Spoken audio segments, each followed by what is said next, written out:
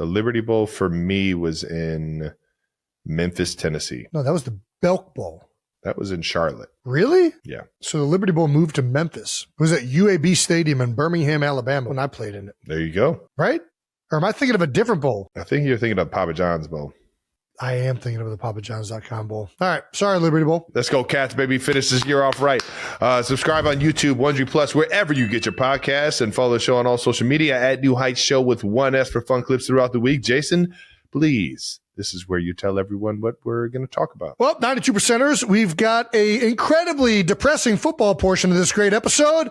We're going to recap the Chiefs-Texans game as well as the loss of the Eagles in overtime to the Chargers, but we will get into a lot more NFL discussions that will hopefully be more joyous. We're going to get into all that in a minute, but first, we're always going to start with a little bit of that new news. New news is brought to you by American Express. Ooh. Biggest piece of new news is Travis has been the Chiefs nominee for Walter Payton Man of the Year. This is your third nomination. How many times have you been nominated? 4? 3 or 4. 3 or 4. Yeah. In particular, you're nominated for your work with Operation Breakthrough. For those of you who are unfamiliar with Walter Payton Man of the Year, it's kind of all encompassing. It's turned into one of the greatest honors you can receive in the NFL.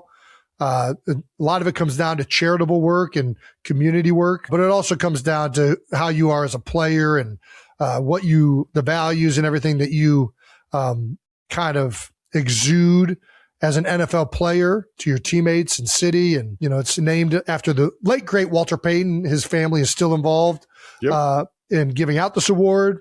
So it is an incredible honor to be nominated for it. Trav, what are your thoughts? Obviously, you've been nominated before. Yeah. I was nominated last year, maybe not the year before that, but a year or two prior to that one. Obviously, you don't do the work and you're not who you are to the community and to the teams for the award. Right. You're not doing this in hopes that you one day could be it. So I just do it because I love seeing these kids have something that they wouldn't have otherwise. I love doing it to support what Operation Breakthrough means to this community. And I love doing things with my foundational team because my foundation team's amazing and they find ways to give back to the community, and they find events that bring the community closer together. And it's just an honor, and it's obviously representing a whole lot more people than just myself. I think the Chiefs community outreach is second to absolutely none. And that shows in how many Walter Payton Man of the Years we've had in Kansas City, and the tradition that Lamar Hunt embedded in this organization back in the 60s and 70s of how, he was going to make sure that the fans that are showing up and the community that's showing up is going to, see us give back to them for how much they show up for us on Sundays, man. And it's just an absolute honor to represent this organization, to represent my foundation, and even more so to represent Operation Breakthrough and all the kids and all the amazing things that they're doing over there. Well, congratulations, Trav. Listen, I think you do so much for that community in Kansas City. And really, Philadelphia community, you've been involved with the Eagles Autism Challenge. You do so much surrounding the NFL and the landscape and supporting the fans and different communities that the teams are in. So back in Cleveland, couldn't happen to a more deserving guy. Well done. Thank you, man. And thank you to all the 92%ers who shared their Spotify Wrapped, because we were the #1 sports podcast on Spotify of the 2025 year. Obviously, a lot of familiar faces incredible up there. Podcasts up here. Yep. Yeah, absolutely. Bussin' with the Boys made the list. We got our guy Pat McAfee, part of my take. Bunch of friends on there that are all well deserving of it. But thank you guys for posting all that and tuning in, week out. We also heard from a bunch of 92%ers who got their YouTube recap, but wanted to specifically shout out Rachel, who was in our top 0.1% of viewers. That's amazing. Pretty crazy. Rachel said, safe to say I look forward to Wednesdays.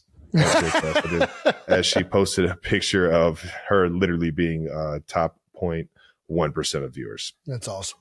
Shout out to Rachel. Well done. It was awesome seeing a bunch of people posting, where they're at in the percentages and how many minutes. I don't know if that was on YouTube or if that was a Spotify thing, but the end of the year recaps. Did you look at your Spotify? I don't know how to do it. Where is it at? You go to Spotify, and I'm pretty sure it's just free Spotify ad. It's fine with it. I'm cool with it. Is it in? Where's it at? It should be in home. Oh, it's time for your 2025 Wrapped. All right, we're ready for you. Swipe up. You listened 13,388 minutes, 254 genres. That's a lot of genre. That's right? way more than a lot of people for sure. My top genre is doo-wop. Oh, me and you are. What was it's going to tell you your average age. Ooh. So doo-wop is more because I sing a lot of doo-wop songs to Finney. For some reason, she stops crying when I sing like Fleetwood's and some of the like doo-wop music from back in the day. Okay. Then obviously I'm always been an outlaw country guy. Mm-hmm. Synth pop, big synth pop. Children's music. Yep, this is all adding up. Beach music. All right, here we go. Age. Don't take this personally. Oh my God. What is it? That's embarrassing. What is it? 83. 83. Nice. That's pretty good. That's pretty good. I'm older than Dad. I was 68. Yeah. I'm right underneath Dad. That's hilarious. Nice. Well, it's always fun to see what your average age is compared to your Spotify and the songs you're listening to. That wraps up New News, brought to you by American Express. Let's get to some fan mentions. We got a fun basket weave mention from EAW7354, the official way to hold garagers. The old double hand. I just want to be clear. That's not a basket weaving style technique, right? The basket weaving's hand over hand, or is that basket weaving? I didn't write basket weave in here. Have you ever held a beer by two hands? I don't think I've ever done that. Not crossed like that. I kind of want to try it. Ball security, beer security. Beer security. That sounds like a TV show. By the way, I do want to point out, outside of the doo-wop album, because I play that every night when I'm singing to Finney. Mm-hmm. Second album. Tay-Tays? You know it. That was number one for me. Damn it. I don't have any. Kids are singing to see. I can't sing Tay songs. I'm not that. Dad, you're really off pitch here. You can sing along. Yeah. You can sing along. They're catchy. They are. All righty. Bold topics to wrap up week 14. Let's start with Sunday Night Football. Chiefs 10, Texans 20. Trav, I'll let you take it away, brother. Yeah, man. It's been a tough fucking go around for the past 2 days. Yeah. It's just, you put in all this fucking work in hopes that it pays off. And right now it just, for whatever fucking reason, man, it's little things. It's, I don't know, discipline. I feel like I've always had the answers in years past. And this year it's just, I just can't find them. And I keep thinking if I show up to work and I put in the work and I fix the issues, through my practice habits and through perfecting the game plan and my fundamentals and what I'm being taught, and go out there and try and play my ass off for my guys next to me, it's all going to come together like it has in years past. And this year is just not, man. Yeah. Not to say that I won't keep doing that. It's all that I can do. It's all that I'm going to always show up to work and fucking give it my all. And if there's a game to be played, I'm going to fucking make it the most important game of the world. Yeah. But obviously looking at the playoffs, this is a tough reality to be in. Especially with, I don't know, just how we've always found a way in years past. So it's a shitty fucking feeling, especially dropping the fucking ball late in the game like that when we were on our last fucking chance to make something shake. It's a shitty feeling, man. I hear you. You put in all this work to, be there for your guys, and I just wasn't that. I do got to point out, I think that catch would have been pretty damn impressive catch. That was a tough one. You're running all the way over here and you're trying to reach back. I know you always hold yourself to a high standard, but that would have been a tough catch. I'll say this. Again, it's another game that was right there, right? And we knew going into it, the Texans had a great defense. We knew Chiefs had a great defense, and it was going to come down to the team that made the fewest mistakes. And at the end of the day, with the drop passes and things at the end of the game, even throughout the game, there were multiple times where you guys had the opportunities, and it's just just been a very weird year for the Chiefs. And you guys have been in, what is it, 7 straight? This was the first time in 9 seasons you guys aren't going to win the AFC West or whatever it is since 2015. I think sometimes the ball just doesn't fall your way, and you guys have had the epitome of that this year. Yeah, I don't know. I know it's frustrating. I know that, it's the competitor you are, and how badly you want it, how badly Pat wants it. the work you guys put in. So I feel for you for sure. And I know that game in particular was a frustrating one because of what it meant. But it's frustrating. But we got 4 games left. And go put my fucking heart on the line for these guys because they deserve that. Chiefs Kingdom, you guys deserve that. And we're going to keep this thing fucking rolling, man. What is the mindset? You guys just one game at a time, just got the Chargers this week? Yeah. I mean, obviously, we don't necessarily control our own destiny at this point. Like I said, we need some things to happen outside of us winning all our games. So that's all you can do, man. You got the Chargers coming in, and you just get after them. I just feel like if you guys get the 10-7 this year in the AFC, that'll sneak in at a wild card. But one game at a time. Yep. 4 games left. Yeah, what do the Chiefs have to get fixed the most? What are you guys the most focused on? Critical situations towards the end of games, showing up. I mean, obviously, drop passes. Drops were the things that stood out to me watching it. Missed blocks in key situations that could, spark big runs, spark big plays, and scoring touchdowns.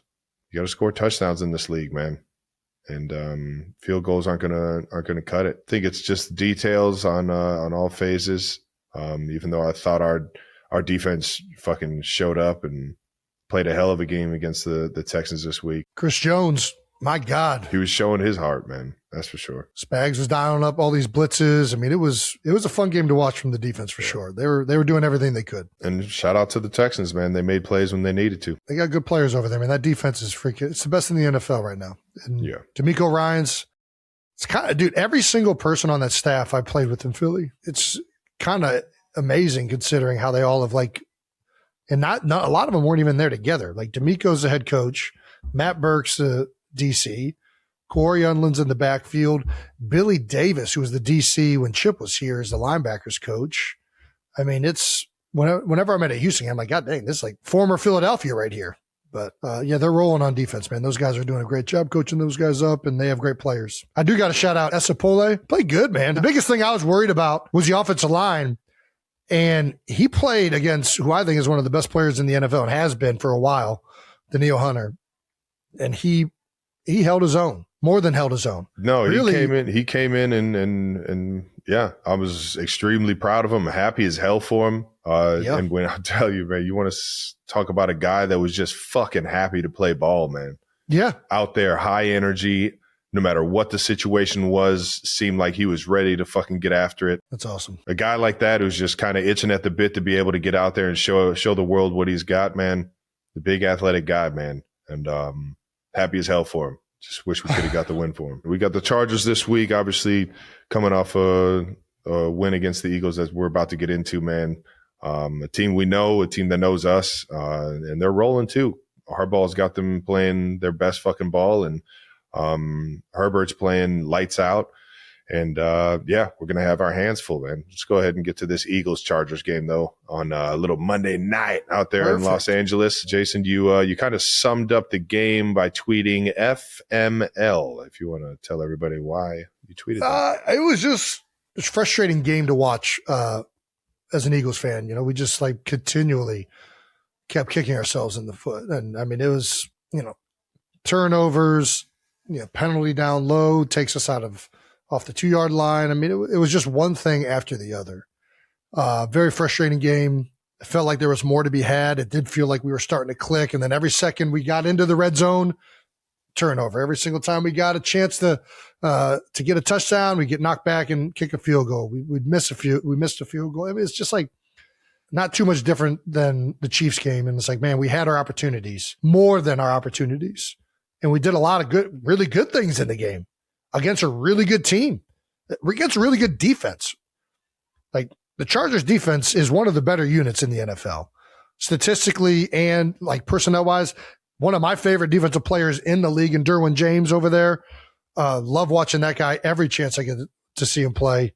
So yeah, just a really frustrating game, and it ended in a very frustrating fashion where we're putting together a great drive, playing outstanding ball in overtime, driving the length of the field, and then the interception to lose. It was just a gut-wrenching way to end that one. And, we needed to get some momentum back. And unfortunately, a very sloppy game, again, leaves the Eagles in another week of frustration. And listen, if we take care of business and don't have these mistakes, it's going in a different direction, and we're rolling. So it was a frustrating game. You mentioned that last turnover that kind of sealed it, but 8 combined turnovers. Dude, it was nuts. It was like Six the ball was in butter. Quarter alone. I don't even know like what. It's insane. There's a few. I mean, on stats. the one play, obviously the interception from Jalen, they pick it up. We force a fumble. Jalen recovers it, and then while he's still trying to get control of that thing, he fumbles it. It was just a comedy of turnovers all game long for both teams. There were a lot of what the fuck plays, and Hurts actually became the first player since 1978 with 2 turnovers on the same play, which tells you how rare that shit is when it happens. But 6 in the second quarter alone is fucking ridiculous. Yeah, it was a horrendous game of ball security, which is not. Listen, Jalen, I know the last couple of weeks have been rough for him. This is one of the things he's done well his whole career, is taking care of the football. And it's unfortunately been 2 out of, I guess, character or not common games from him and from our team that have really cost us. I mean, this offense has been so stagnant and like the 3 and outs, and it's like struggled to get anything going the last couple of weeks. You know, this team the defense is great. The defense was phenomenal in this game, outside of the Bears game and maybe one other one against the Giants. They've been great all season. Offensively, they're looking for who they are. It looks like they're looking for that identity, right? And there's so many good pieces, and you know, all these plays are great individual plays for this guy, this guy, this guy, and this guy. And it's just, you know, who are we and what are we going to be about? And throughout Jalen's tenure, and I think what lends itself to the best for this team is, man, we got to attack the line of scrimmage with one of the best running backs in the game and just repeatedly stick to that, and then take our shots down the field. It doesn't need to be this like kind of crazy outlandish thing. And I know everybody's talking about the scheme and whatnot. There were plays in this game to be had. There were opportunities. Guys were open. Yeah. I thought that, quite frankly, we had a really good game offensively. I thought you guys did. Outside Obviously, of the turnovers are crazy. Yeah. And I think that there's some positive things moving forward. First of all, the defense is still playing out of their mind. But listen, if that run game can keep going like that, you know, you got stretch working. You can do a lot of things off a stretch. You got split zone, attacking the line of scrimmage. I know everybody talks about under center versus gun. I really just think about it like just build a wall, get running off the ball, and make those guys stop that.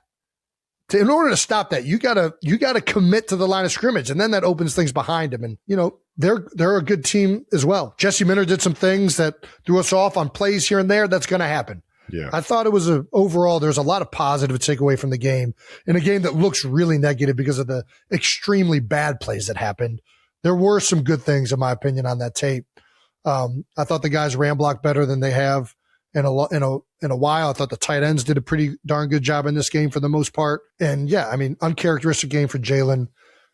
He cleans that up. Full confidence he will. And the defense keeps playing like this. I know that's a lot of ifs and buts and candies and nuts. But, you know, yeah. I hear you, Coach Kelce. Does getting Lane Johnson back soon help? Yes, of course it does. Why is that even a question? Hopefully you guys can get him back. Hopefully Landon's not too banged up. Then he can keep things rolling. I know he got a little banged up and came out for a quick second. Yeah, I think he had a calf injury. I think that's what it was listed, but he came back in late, I think. Yeah. Yeah.